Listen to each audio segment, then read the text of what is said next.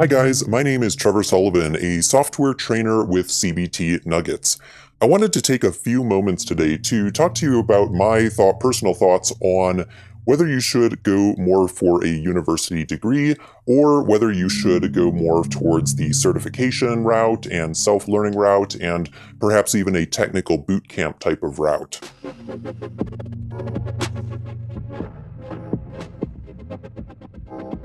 Now, I'm a little bit biased because in my background, I've actually been in the software field for almost 17 years at this point, and I personally have kind of tried to teach myself everything. I'm kind of a do-it-yourselfer, more of an independent type of person that really likes to just do things myself and kind of find my own personal path. I don't necessarily need someone to prescribe a path for me.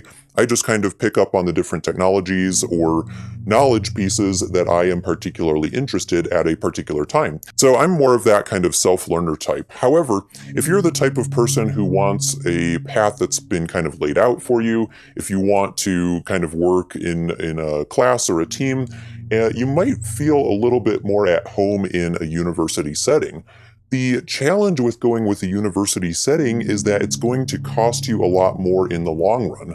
Now, you might go to college thinking, okay, after I get out of college, I'm going to go for maybe 4 or 6 years or something like that. And then after I get out of college, I'm hopefully going to land a really high paying tech job. Now, that's certainly one train of thought to have. However, there is no guarantee that by the end of your university degree that you're actually going to get a high paying job. Also, you're pretty early on in your life at that point, and you're probably going to saddle yourself up with a lot of debt, perhaps hundreds of thousands of dollars of debt going to a university. So I'd encourage you to kind of think about what type of learner you are. Are you somebody that just kind of likes to learn on your own, or are you somebody who's more interested in having a prescribed path with things kind of laid out for you that's more of an instructor-led and class-led type of learning?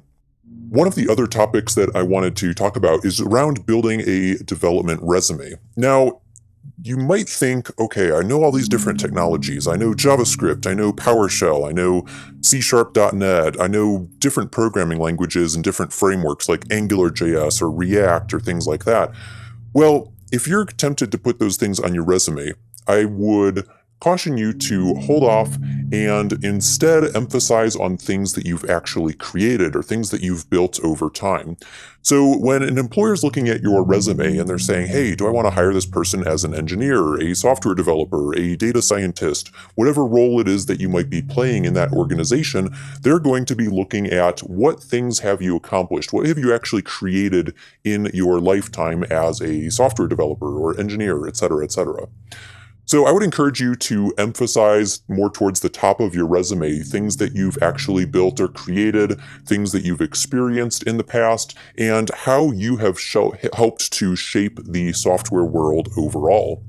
On the other hand, if you do want to list the technologies that you're familiar with, that is a good kind of entry point into certain conversations, depending on whether you're talking to a recruiter or perhaps talking to a more technical person at the company. It's going to kind of drive the conversation in different paths, depending on whether you're talking about projects and accomplishments versus technologies that you're actually familiar with. So definitely do consider listing out the technologies that you are familiar with, that you're adept with. However, I would encourage you to kind of put that more towards the end of your resume under more of a skills section that is unique or distinct from the experience section of your resume. In any case, there are plenty of tools. There's lots of free online knowledge, including free accounts at cbtnuggets.com. There's free content on YouTube and many other places, lots of different blogs out there from individuals as well as organizations that are just sharing their knowledge with the world. So it's really up to you to kind of seize all of this information, to kind of wrangle it and make some sense of it and build your own unique path in the software world. Thanks for watching, and we'll see you soon.